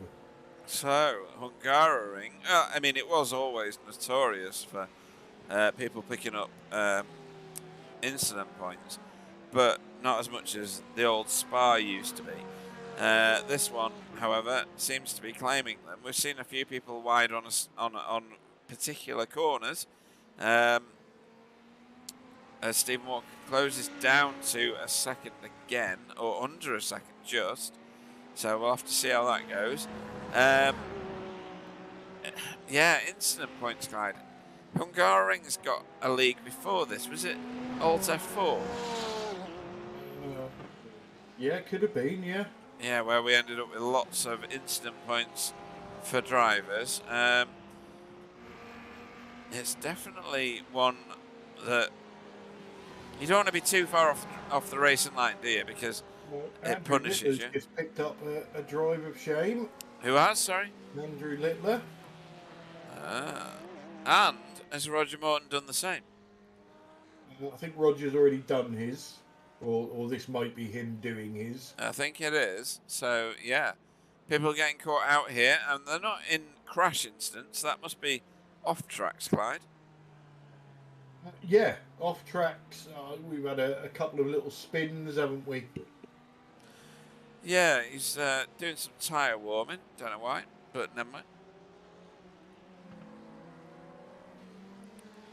1 second separates the top two, but 41 seconds separates position 2 and 3, Clyde.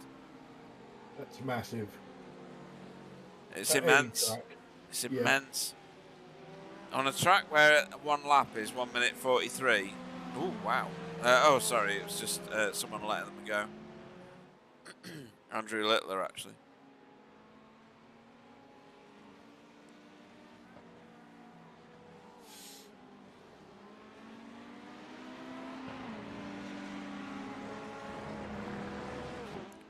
Believe it or not, this is try again. Believe it or not, this is for position, Clyde, but they've got the race leaders right behind them. Yeah, and I'm sure they're not going to get in the way. Well, Jason really isn't. He's done a good job there, actually, of staying out of the way and letting Stephen go as well, so that's excellent work from Jason. Roger Morton has done the same. So well done to back markers for viewing their relatives and staying out of the main racing. Yeah, that is a battle for 11th position, isn't it? That was, yeah. I mean, it's not shabby, is it? That's a great result, isn't it? It's big points. We are inside the last 10 minutes.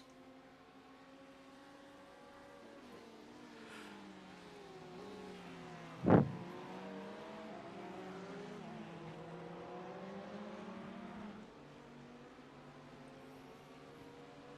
Stephen Walker do anything about Marco Namela? I think he's already tried all of his hands, if I'm being honest about what I'm seeing. And previously he's said similar. Marco is quite significant, isn't he? Stephen's not holding back. You can see the rear end of that car starting to move around now, where he's really going for it.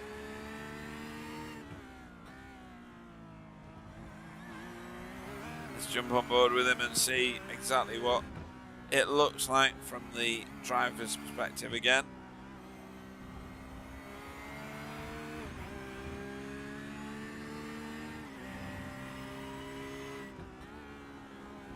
Early shift down there, Clyde. Stabilise the Porsche. Yeah. Cost him some time, didn't it? It did, but it might benefit him later on. Marco seemed to be very wide there and corrected the line of the car. Very steady onto the gas there from Stephen, very nice. He's cut back to the apex. He does, that's lovely. Gets it well fired out of the corner. 1.18 seconds behind. Yeah, maybe 0.2 of a second quicker there, Marco Namela.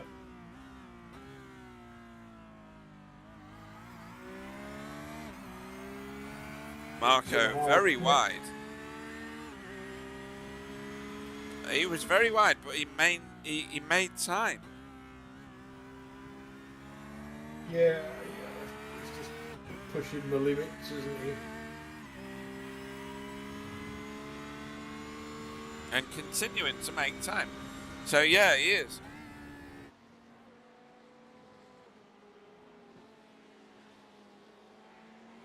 This is probably the Marco Namela stage of the race where he says, "Well done, Stephen, for keeping with me, but bye-bye. I'm not going to give you that opportunity to have a lunge on the last lap because I'm going to be too far ahead of you." And you don't know where Marco Namela has fuel saved in previous points in the lap and then decided, you know what, I'm safe on fuel now, let's go. Because he'd done that before.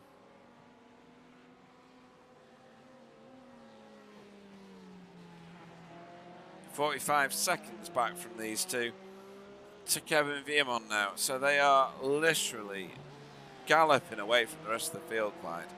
2 seconds a lap faster than some of them.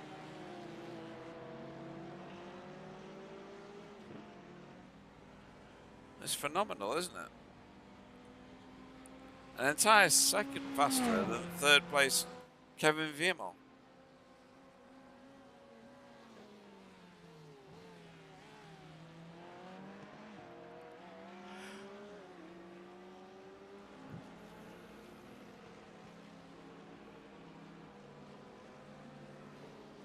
Yeah, inside the last 5 now.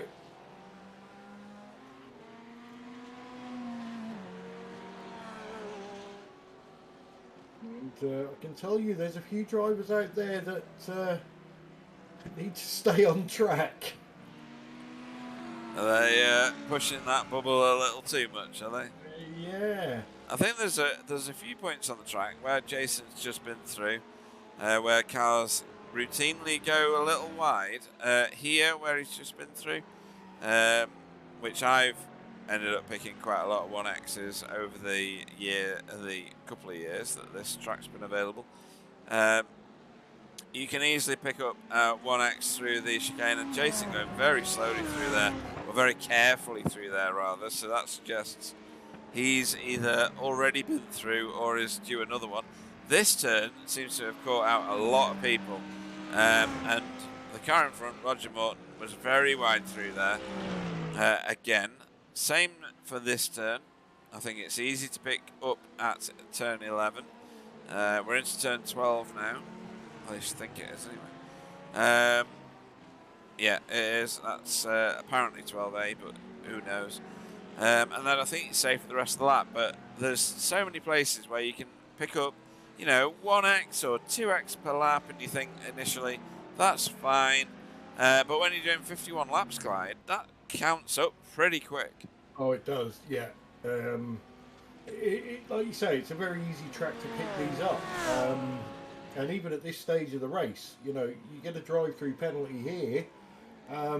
You could lose positions. Yeah, and I thought that Jason had just shown his nose there, but it was actually that Roger Morton had gone wide. So I think the pressure might be on Roger Morton to maintain the position rather than the pressure on Jason to take it. Oh, that's very wide from Jason. Very wide. So maybe this is a case of Roger having to be careful. Jason's already done his drive-through and isn't that bothered anymore. Because he's got a new 15X to chip away at.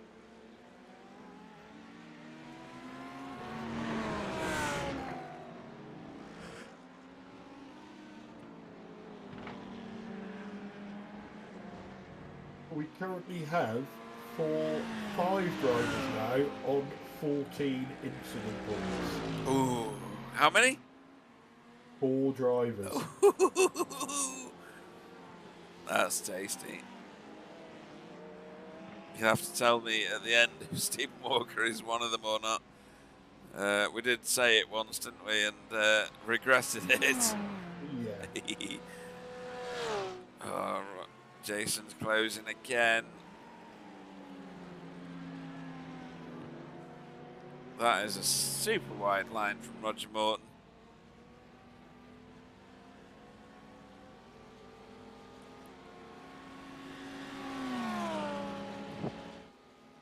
And a very defensive line from Roger Morton into turn 1.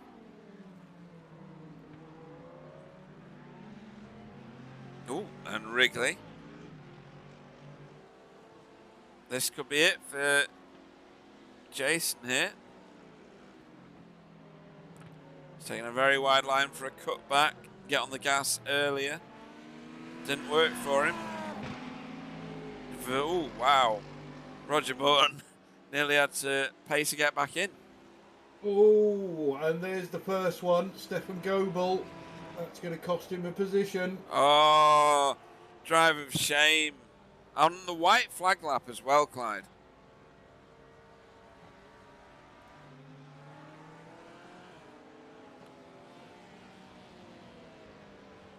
Marco Namela has worked himself a 3.5 second lead. How far will Stefan Goebel drop? He's come out in 6th. What's happened to Anthony Jacobson? Let me look. Here we go with these guys. Marco Namela takes the checkered flag, Clyde. Yeah, not as convincing as normal, but he did enough, didn't he? Yeah, Anthony Jacobson did a drive of shame.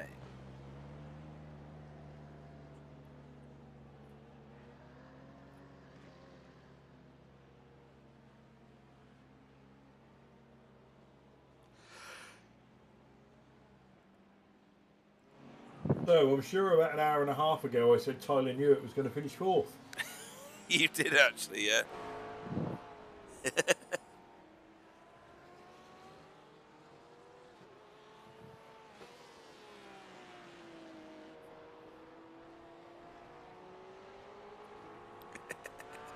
Can't believe you got that right.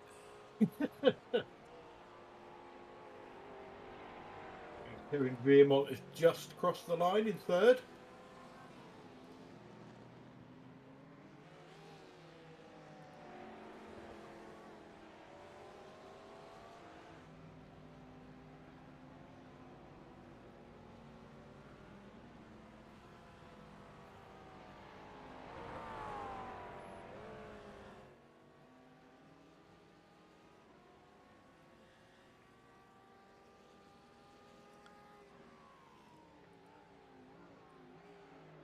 So as everybody filters across the line, we wait for Anthony Jacobson to finish. And there he is. That's the full field, Clyde. Yeah, that is everybody finished. See, Romain Aratu had some issues going on. We'll see if we can find out, maybe from Kevin, what that was. Yeah, Kevin should join us, being the third place on the podium. Oh, just lost. There it is. Okay, so your official finishing order for round 7 of GTCC. Marco Namela takes away the win for Glacier Racing. Stephen Walker, Spectre 6 letters in second. And Kevin Vermont, a long way back, but still on the bottom step of the podium for Mika Esports. Fourth was Tyler Newitt, should have put some money on that, for BSTV Esports Orange. And fifth was Russell Cowell for Spectre 6, the letters. Sixth, after that a drive-through penalty right at the end, was Stefan Goebel, BTS German Yellow. Carl Hardy was seventh for Result Clothing iRacing Team. Eighth was Tony Walker, Spectre 6 Purple. And ninth was Matt Elmore, Spectre 6 The Numbers. 10th was Anthony Jacobson, Result Clothing iRacing Team. Jason Haddington, RWC Racing in 11th. Roger Morton, Safeguard by Result in 12th. Same team, Andrew Littler in 13th. Sir Alan Toon was 14th. And looks like lots of technical issues for Romain Aratu in 15th for Mika Esports. Yeah, so fantastic race, really. Stephen Walker managed to stick with Marco Namela for the entire race, pretty much, apart from the last about 5 laps. And they were head and shoulders ahead of, well, everybody else, right? Oh, definitely. What was Kevin 54 seconds back from the winner? So 51 seconds back from Stephen Walker. That's half a lap. It's unbelievable, really. Just a stunning amount of time, because that's like 2/3 of a lap. I mean, how do two people like carve out 2/3 of a lap over everybody else? That's unbelievable. Yeah, well, I'll tell you what, let's get the interview started, and I'll let you take the Iceman tonight. Um, and race winner, Marco Namela, welcome to the booth. Good evening, Marco. How are you doing? I'm good. So you had a companion for virtually the entire race in the form of Stephen Walker. You weren't able to shake him absolutely. He stayed with you for pretty much the entire race. Stayed within about a second of you for most of it, and then for the final maybe 5, 6 laps, you you just seem to steam away from him. So tell us about your race. Tell us about how you and Stephen particularly managed to be so far ahead of everybody else. 50 seconds at least ahead of everybody else. Um, I don't know. I was struggling the whole race with the brakes because took I put too aggressive master cylinders on the car. So I was locking up fronts or rears or on every braking zone. So in the end, I found a way to manage them, and I was playing with the brake bias the whole time. And in the end, I just decided to just let the rear lock up and deal with it. Right, okay. Um, so I don't know that I could deal with heavy lockups, to be honest. So what master cylinders? I don't even think I've seen that as a setting to change, let alone change it to my advantage. Where how would you even find that? What is it that leads you to change a setting like that? Uh, like sometimes if the like the brake is too soft for the track. Like you press the brake and you feel like you're not decelerating fast enough. You make the master cylinder smaller so it will bite better. And also you can decide like if the brake pressure goes through like from if you have a high front cylinder and low rear, it will circulate more brake pressure towards the rear. And then Wow. you can also adjust the brake balance. So I had really low cylinders, so anything I did with the brake balance, it meant like fronts or the rears were locking up. That's an impressive series of descriptions. Clyde, have you ever heard of that? Because I haven't.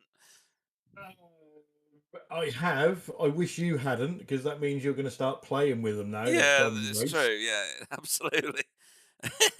uh, that's fantastic to know. I mean, how much practice did you do in this car on this track? Uh, I think it was it 1 hour practice on the session, Is that and it? then yeah, I had a 6 hour race yesterday, and I was practicing for that the whole time. So Wow. Okay. That's a magnificent result then, really. Um, and a lot of effort to get there, to be honest. Stephen Walker chased you all the way through. Were you ever nervous about him overtaking? little bit because I was so much worse on the turn one braking, and during the like the first stint, like most of the first stint, I was just trying to learn from Steven the lines what to take You were when he learning was from faster than Stephen. me. Yeah, You were learning from Stephen, and he yeah, was behind you. yeah. Because I noticed like where he caught up, then I knew okay, I need to take it a Right. little bit Okay. different line. Oh my god. I can barely get around the track, let alone do that. Absolutely magnificent. I mean, is there anyone else in glacier racing other than yourself?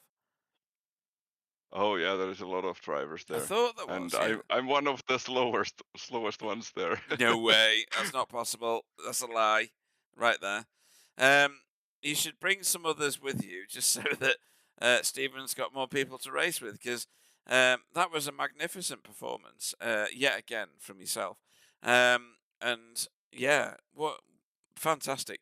Where do we go next with this league? I can't even remember. I'm going to go and have a look. I've selected the wrong thing already. I've closed the screen, so it's not good. Um, just a minute. I'll be with you in a moment. If you just talk amongst yourselves for about an hour, that'd be great. Yeah, Um, I think it's something like Bathurst or it Monza is or something like. Bathurst. Sorry, I've just got to the right screen. Um, do you think you've got the knowledge of that track to pull away like you have of this one? I know Tyler loves Bathurst. It's one of his favourite tracks in the world, I think. Yeah, I haven't run there that much. Some with the B8, but I like the track, so yeah, I think it's fun. Uh, and also I think the top will be a lot closer there. All right, okay. I know that, and like I say, I know that Tyler likes it. There's a few other people that like it in the league that are present in this one. Um, so hopefully that'll be a nice competitive race for you. Anybody you'd like to shout out to before we let you go? You guys, all the drivers, yeah, and yeah, thanks. Awesome stuff. In that case, thank you very much for a very entertaining night. What? A very entertaining evening's racing, and we'll see you next time out at Bathurst. Okay, thanks. Okay, so race winner Marco Nemela. Let's bring in the man that chased him all the way, Stephen Walker. Welcome to the booth. Hola! Hello. So, second place again, but uh, silver linings. You know what I always say. You didn't really get to the stage where you could have a proper lunge on Marco, but he certainly didn't get away from you around here, did he? No, I tried it on I think the first corner on the first lap because I just didn't want him to drive away. I wanted to try and hold him up and see if someone else could get past him, kind of thing. Just because that you know how quick he is. And I wasn't expecting to have similar pace to him. I thought even when I didn't get past him, he would still drive away like he has done. I think pretty much every other race that we've done. But I get on well with this track. I really like it, and that probably helped. And Marco's probably said the Ferrari's slower than the Porsche, so it's probably helped or something. I don't know, but um, it was a good race. The only reason why he got away towards the end was I was very close to the incident limit, so I was like, I know. well, yeah. So I was like, well, I'm not gonna catch him because we were running roughly about the same pace. Or I think after the pits he was running quicker. I think he had a bit more tire than I did, and maybe I was pushing a bit too much. So I was like, well, I'll just back off a little bit, and then I proceeded to get another one, and I was like, how am I doing it when I'm just taking it easier? So then I had to back right off, and yeah, it's a bit sketchy when you're driving under where you have been for the whole race, but I mean, out of an hour and a half finishing that close to Marco, I mean, I'll take that when I've done maybe 20 laps of practice, if that. Well, we always say in commentary that um, it's you can make more mistakes trying to drive slower because you're not used to it. So Yeah, sometimes it's just keep going at that phenomenal pace you was going at and see what happens. I think my next thought was you know you're looking at Marco's car the whole race, but third place Kevin Vimont was just disappearing. The pair of you had phenomenal pace, and I think at that stage in the race, even if you had have got a drive of shame, you still would have finished second. yeah, I was thinking that when I was going down the start-finish straight with a couple of laps to go, I was like, I could get it and still finish second, but I was hoping Marco was also quite close to it, and he might just go a little bit wide here and a little bit wide there, and then honestly, the only way I would have beaten him if he'd gotten a drive through or just made some other mistake that I would have got past. But he drove out of his skin. It was brilliant. Yeah, he Yeah, he was he was close, but not as close as you on the incident count. Bathurst next time out. yes, bring it on. Now, that's going to be a totally different race, isn't it? Because um, we all know it's a bit of a procession through up the mountain, but then down the other side, there's going to be a lot of drafting going on. Conrod. There's going to be chances to overtake, isn't there? Yeah, like you say, down that back straight into one of the most famous corners in motor racing, it's going to be certainly something. It's one of my favourite tracks, so I'm looking forward. I've not done many races around there, really, but last time I did, I put it in the wall at the top. So hopefully not a repeat of that. But like I Yeah, say, it's Well, one of I my had a favourite tracks. team. So I I look had a forward to it. teammate do that to me once. I was going to say I've never done that on lap 50 of an endurance race. No. Oh, I did it on the very last stint, so I was gutted. But yeah, it'll be a good race. Like you say, it will be completely different to this. This is so I think I like that track because it's just literally see how fast you can go. Whereas next week there'll be probably quite a lot more strategy coming into play with the fuel saving. Whereas tonight was very much see how quick you can go around the corners. Really, Yeah, and I think as well, obviously Bathurst big the V8 track, but I think it suits the GT3s really well. yeah, the Bathurst 12 hour that they do in real life and on iRacing is just one of the best races to watch. It's phenomenal watching those GT3 cars take those corners at the top of the hill. It's crazy. Yeah, well, congratulations on what you've done tonight, and hopefully you'll get some practice in for Bathurst, and we may see a different winner on the top step of the podium. But in the meantime, are there any shout outs you want to give before we let you go? Yeah, obviously you guys are putting it on. It's always a good show. I'm looking forward to watching that back. The rest of my team for doing pretty well. I think my brother finished inside the top 10. That was good. Russ, I think, got fifth as well. That's great. Yeah, just overall really good race, and the guys that we lapped as well, they were much better than the previous race. So thank you to them as well. I appreciate it's not a nice thing to do, but I really appreciate it. It was much better this week. Yeah, well, we have to give people a chance to learn, don't we? And they certainly Yeah. have learned. So, yeah, well done to them, and well done to Stephen Walker, second position. Cheers, guys. Thank you. Well, unfortunately, Pete, you've got short straw again. Oh, it's not Tyler, is it? Welcome to the booth, Tyler Newitt. So Evening, Tyler. Fourth place in the McLaren, the most stylish car of all of the selection. It has fire coming out the back of it, which, as you already know, is one of my favourite features of the P412 or whatever it's called. Like eight sausages. Absolutely, they all come out the same colour, and then we can't remember which one's which. Brilliant drive, actually. I can advanced let you know, Tyler, that you will be receiving my driver of the meeting because you have finished so far forward from your start position. Were very calm, calculated, didn't make any mistakes, and have finished fourth tonight. What can you possibly do about Stephen and Marco? practice probably because I didn't for this one. Okay, fair enough. My plan was to use the 40-minute session we get before it, and then I was going to put grip tape on my steering wheel, and in the process of doing it, I knocked over my coffee cup all over my rig. So I spent most of the 40-minute practice session making sure there was no coffee on electrical components and cleaning it all up. So I had, I think, 2 laps of practice plus qualifying to learn the car around the track. That's more than enough, right, Clyde?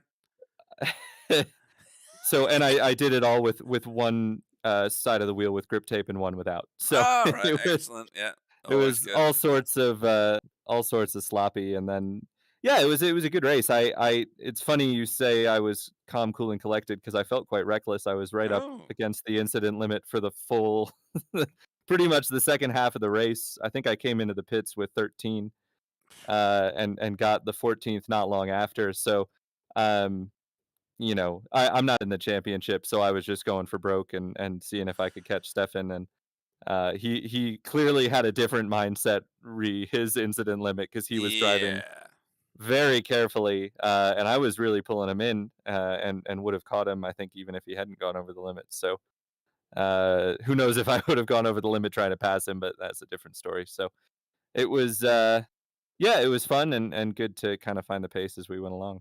Yeah, remarkable how many drive-throughs we had, to be honest. Many more than I expected. I know Hungaroring is a track where off tracks on certain right-hand corners, it attracts them, doesn't it? Because there's that lovely bit of green that you just want to drive on. I mean, there's a few, right? There's a few corners where if you're just a little over, the chicane at the top of the hill does it, but the real struggle corner is the super fast uphill left-hander. You can pick them up on the inside, you can pick them up on the outside, and you can do it. The margin is so thin. I was carrying a lot more speed than Russ through there, but I was also picking up a lot of incidents. So that's the big trouble spot. I think that's where most people were running afoul of the incident limit is through that corner. Okay, but still, great racing tonight. You didn't have any racing buddies tonight. They've all abandoned you.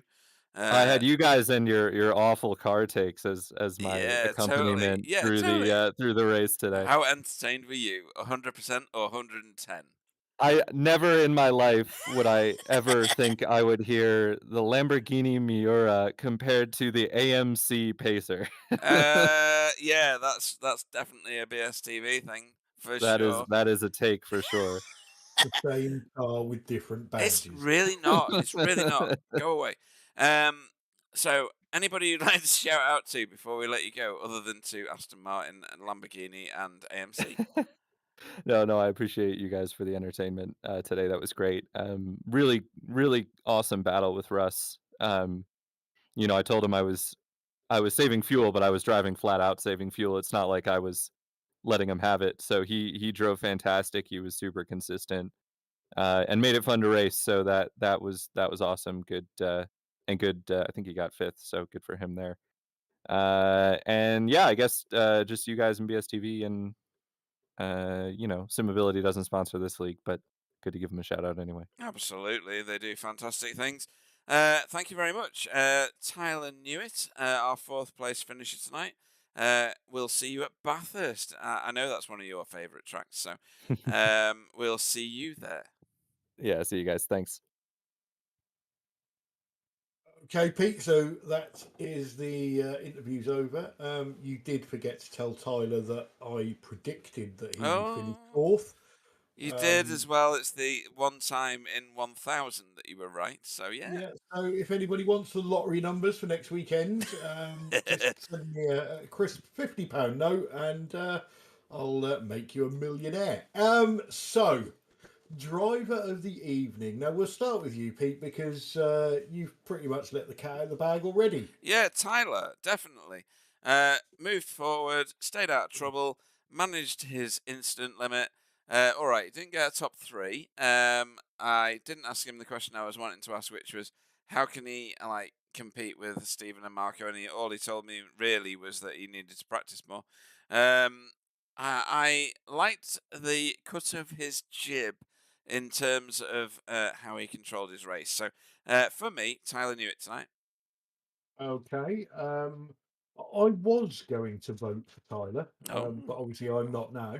Yeah, obviously. Yeah. Nothing to do with his driving or anything, but purely because he finished where I said he was going to finish. So you were voting for yourself, is what you're saying? Yeah. Yeah, So okay, right, fine. I should be leading driver of the evening. I can't, you know me, I can't, even though Marco's won again, I can't vote for him because he won. My vote's going to go to Stephen Walker purely for closing that gap to Marco and making Marco work for a win. So yeah, my vote goes to Stephen. Awesome. So that was round 7 over. Round 8 is on the 6th of November. That's the Bathurst race. That is going to be absolutely fantastic.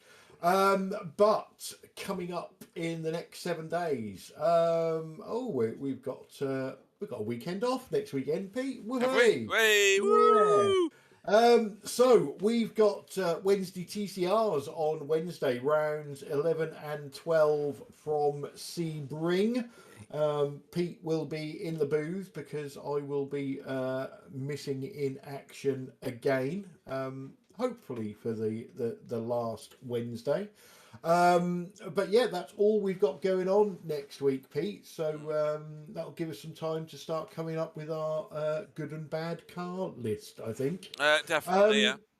As usual, big shout out to everybody on the chat, and a special shout out to Victoria, who I think I'm going to get along with famously because she likes to take the piss out of Pete as well, which is my number one hobby. So yes, I think we will get our heads together at some point and see if we can give Pete some sort of breakdown.